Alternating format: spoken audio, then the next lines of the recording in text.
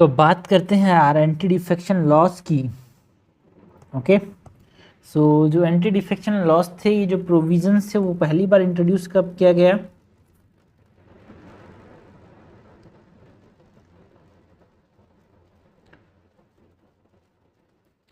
है ना, 52nd constitutional amendment जो कि 1985 में आया था, वहां से इंट्रोड्यूस किया गया था भाई एंटी डिफेक्शन लॉ को।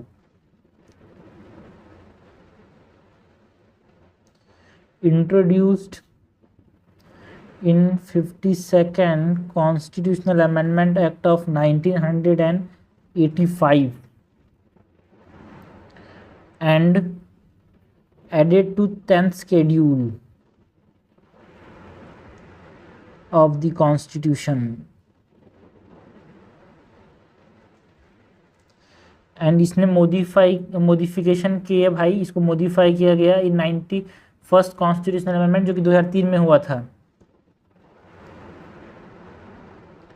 modification made in 91st Constitutional Amendment Act of 2003।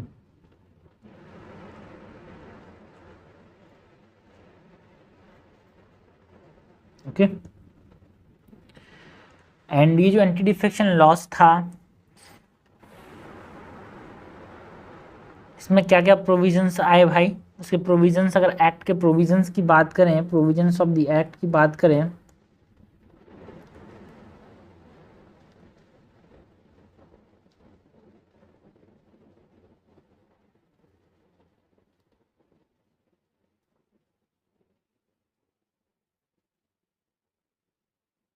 तो members of the political party की बात कर सकते हैं, डिस्क्वालीफाई कब किया जाएगा, या फिर इंडिपेंडेंट एमपीज को कब डिस्क्वालीफाई किया जाएगा, नॉमिनेटेड एमपीज को कब डिस्क्वालीफाई किया जाएगा, वो सब प्रोविजंस हैं भाई यहाँ पे। सो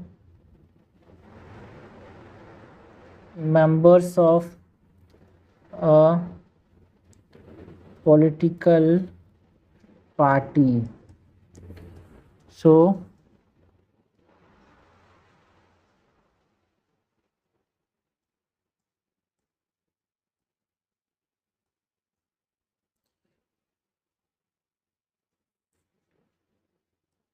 कोई भी एक पॉलिटिकल पार्टी का अगर मेंबर है,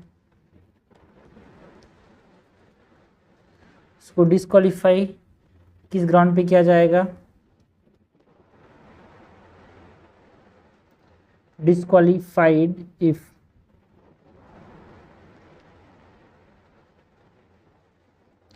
एन इलेक्टेड एमपी वॉलेंटरली, जानबूझ के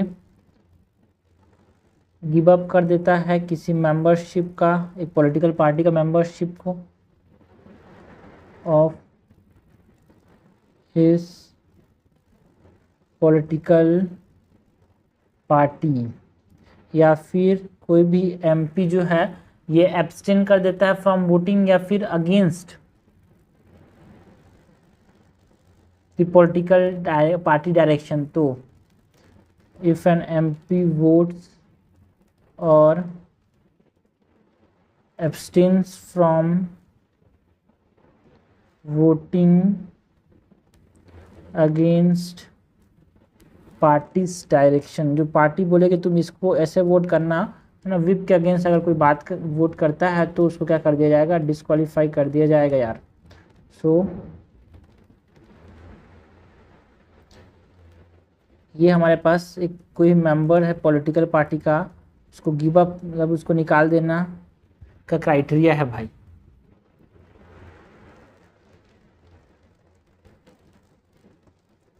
दूसरा, कोई इंडिपेंडेंट एमपी है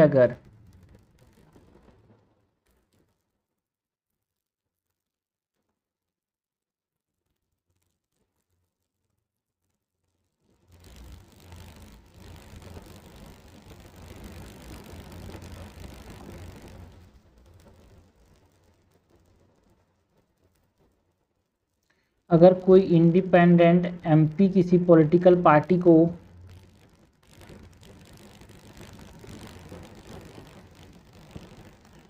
ज्वाइन करता है तो डिस्क्वालीफाई कर दिया जाएगा।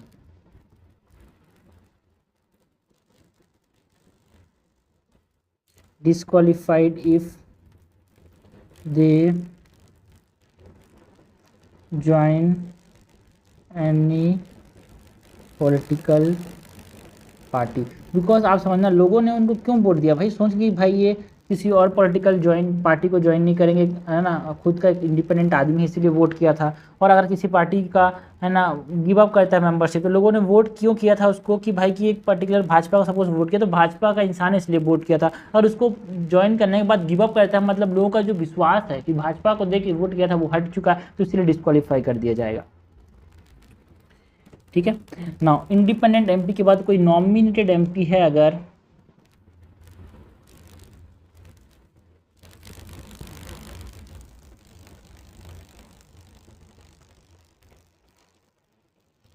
उसको डिस्क्वालीफाई कर दिया जाएगा if they join any political party after 6 month. 6 month के अंदर वो ज्वाइन कर सकता है, बट आफ्टर 6 मंथ अगर ज्वाइन करता है तो उसको डिस्क्वालीफाई कर दिया जाएगा भाई। ये सब प्रोविजंस की बात की हमने, कुछ एक्सेप्शंस भी हैं।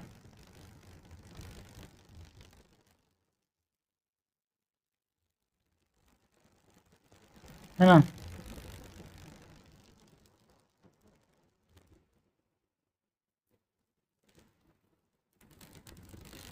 जैसे कि अगर मर्जर हो रहा है of a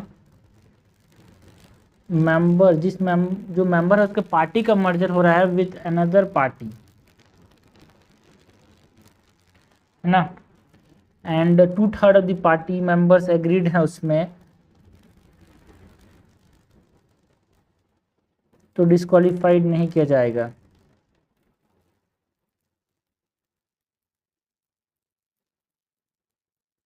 to third of party members, है ना, ये 1/3 था भाई, पहले जो था ये 1/3 था, है ना, आसानी से हो जाता था मर्जर, बट ये जो 91st कॉन्स्टिट्यूशनल अमेंडमेंट था उससे इसको चेंज कर दिया गया।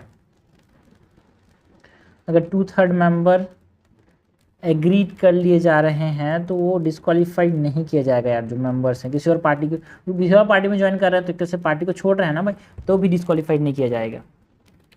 दूसरा है अगर वॉलेंटरी रेजिग्नेशन या फिर रीज्वाइन करता है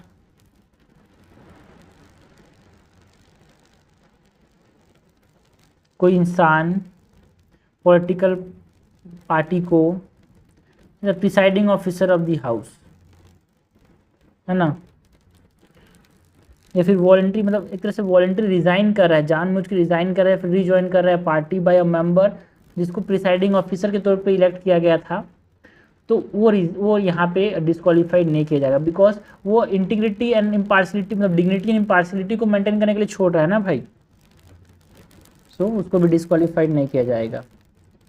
वॉलंटरी रेजिग्नेशन और rejoining of a party by a members elected as the presiding officer of the house,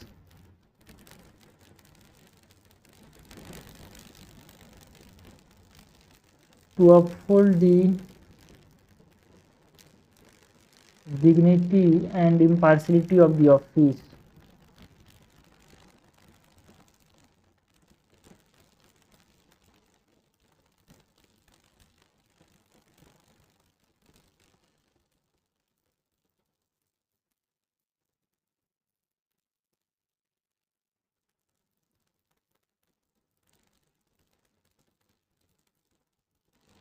okay. तो हमने बात की अबाउट एक्सेप्शन की। जो डिसाइडिंग अथॉरिटी है रिगार्डिंग दी क्वेश्चन कोई भी अराइज करता है तो वो कौन है भाई, डिसाइडिंग अथॉरिटी रिगार्डिंग डिस्क्वालिफिकेशन और एंटी डिफेक्शन लॉ कि डिसाइडिंग अथॉरिटी कौन है।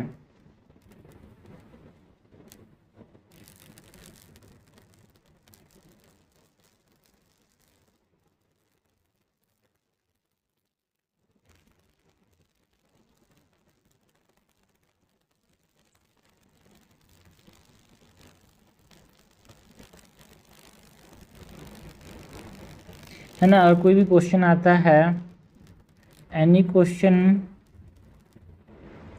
Regarding disqualification is decided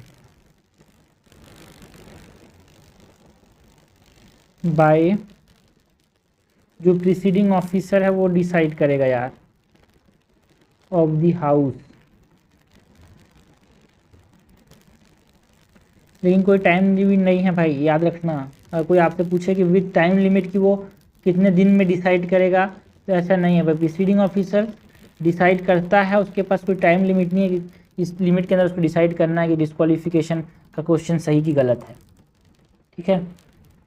and एक इम्पॉर्टेंट केस है क्योटो हॉलन केस 1992 का। इसने जो स्पीकर के डिसीजन है ना भाई, उसका एक तरह से वो सब्जेक्ट जुडिशियल रिव्यू, डिसीजन जो लेता है स्पीकर कि भाई ये डिस्क्वालीफाइड किया जाना चाहिए नहीं किया जाना चाहिए, उसको जुडिशरी देख सकती है, उस पर जुडिशरी अपना जजमेंट दे सकती है भाई। It is subject to judicial review. तो बार बार ये कन्फ्यूजन होता है भाई। देखो इलेक्शन वाले चैप्टर में हम दोनों चीज़ को पढ़ते हैं, एंटी डिफेक्शन लॉ को भी पढ़ते हैं, डिलिमिटेशन कमीशन को पढ़ते हैं। ठीक है। तो डिलिमिटेशन कमीशन का जो ये डिसीजन है, ठीक है, जो डिलिमिटेशन कमीशन का जो डिसीजन है, it is not subject to judicial review. ये याद रखना भाई, ये दो चीज़ें आपको याद रखना चाहिए। जो डिलिमिटेशन कमीशन है,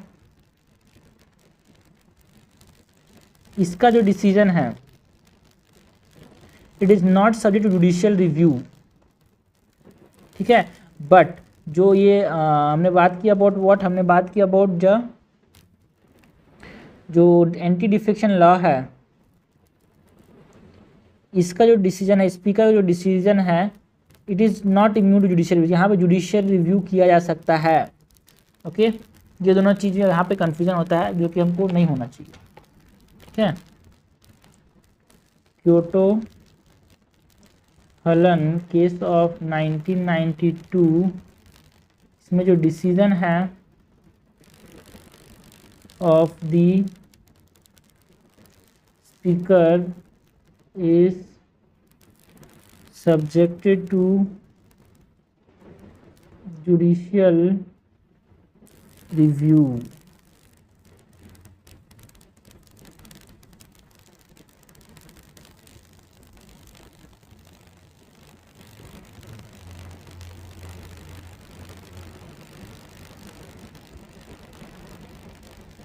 ये सबसे इम्पोर्टेंट चीज़ जो क्वेश्चन आता है ना यहाँ पे, वो ये है भाई, क्योटो हॉलन केस सपने में भी नहीं भूलना इंसान को, सबसे इम्पोर्टेंट केस है ये यहाँ पे regarding anti defection law. And जो रूल मेकिंग पावर है उसकी हम बात करें यहाँ पे,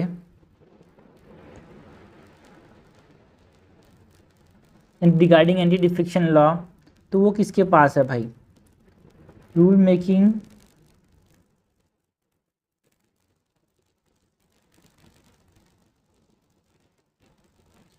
जो रूल मेकिंग पावर है ये प्रिसाइडिंग ऑफिसर के पास है भाई, to create rules and to implement 10th schedule. यार जो किस रिगार्डिंग 10th शेड्यूल क्यों बनाया गया? Regarding anti defection law. So presiding officer has the power to create rules to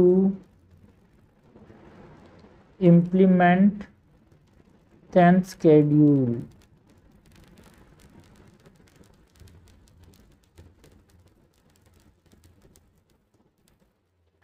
And he can initiate defection case only upon एक complaint, किसी एक MP complaint receive करता है तभी जाके इनिशिएट कर सकता डिफेक्शन। अपने मर्जी से मैं इसको डिस्क्वालीफाई कर दूं, उसको डिस्क्वालीफाई कर दूं, ऐसे नहीं कर सकता भाई। He can initiate defection case only upon receiving a complaint from an MP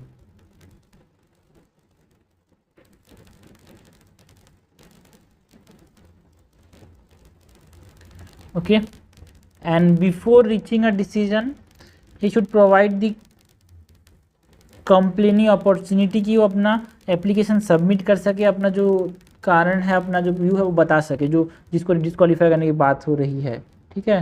उसको ये ताकत मिलना चाहिए, उसको एक वो मिलना चाहिए भाई, अधिकार है उसके पास। So before reaching a decision he should provide the complainant opportunity to submit the application।